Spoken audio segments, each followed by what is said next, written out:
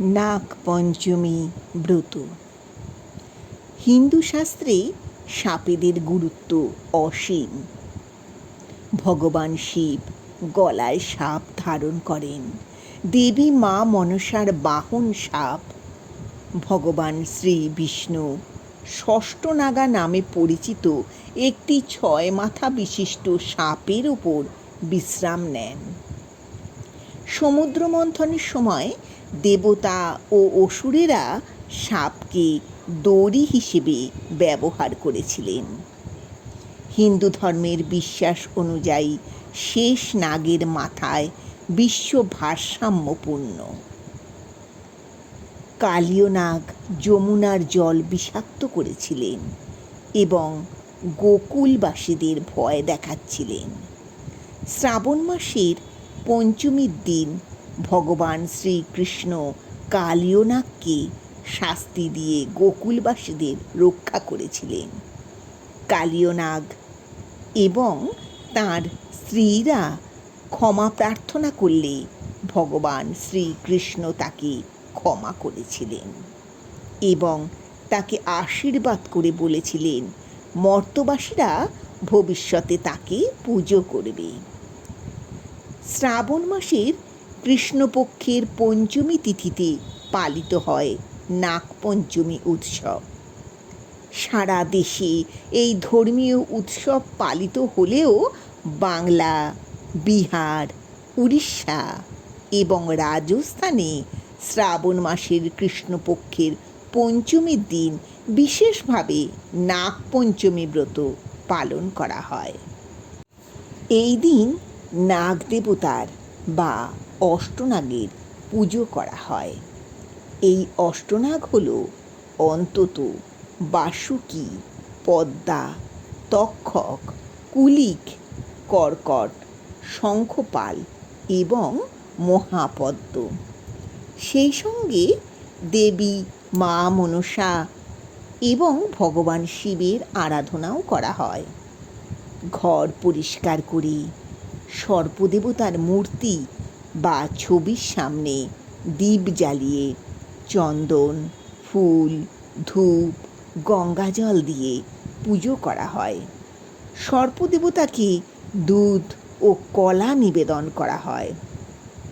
সর্পদেবতাকে নিষ্ঠা ভরে পুজো করলে সর্পদোষ থেকে মুক্তি পাওয়া যায়, সাপের কামড় থেকে রক্ষা পাওয়া যায়, অক্ষয় পুণ্য প্রাপ্তি হয়।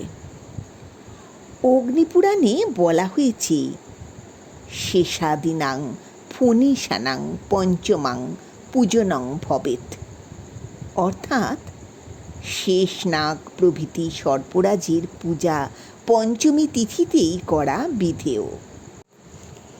স্কন্দপুরাণে স্বয়ং ভগবান শিব নাগপঞ্চমী ব্রত পালনের বিধি বর্ণনা করেছেন। লোকপুরাণে নাগপঞ্চমীর ব্রত কথা পাওয়া যায়। এক বামনির 3 ছেলে আর তাদের 3 বউ ছিল। বামনি ছিল ভারী কৃপণ, বাড়িতে ভালো কিছুই রান্না করতো না, তাই বউদের আফসোস ছিল। একবার শ্রাবণ মাসে বৃষ্টি পড়ছে, কিছুতেই বৃষ্টি থামছে না। বৃষ্টির মধ্যেই বউয়েরা পুকুরে স্নান করতে গেল। বড় বউ বলল, এই সময় বাপের বাড়ি থাকলে মনের মতো গরম গরম খিচুড়ি খাওয়া যেত।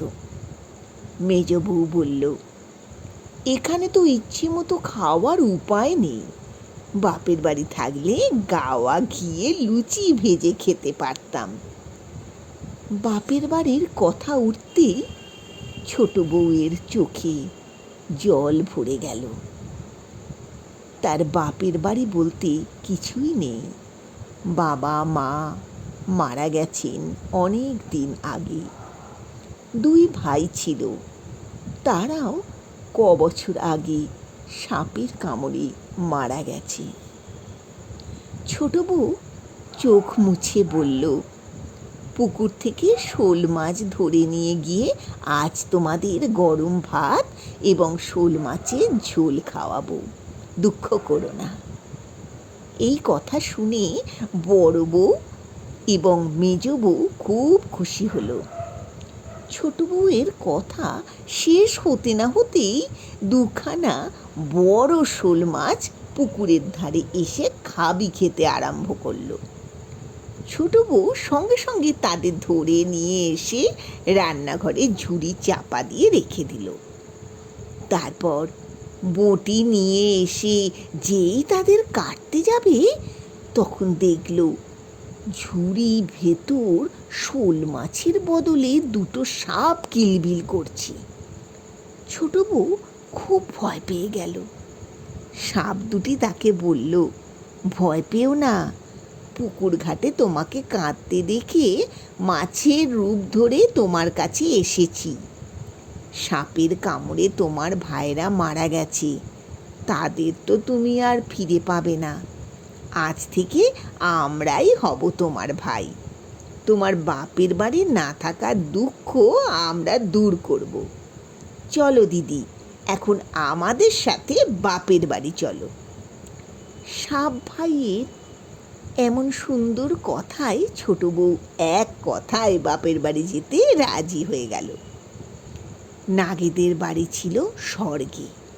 ছোট বউ নাগেদের সাথে স্বর্গে এসে পৌঁছালো।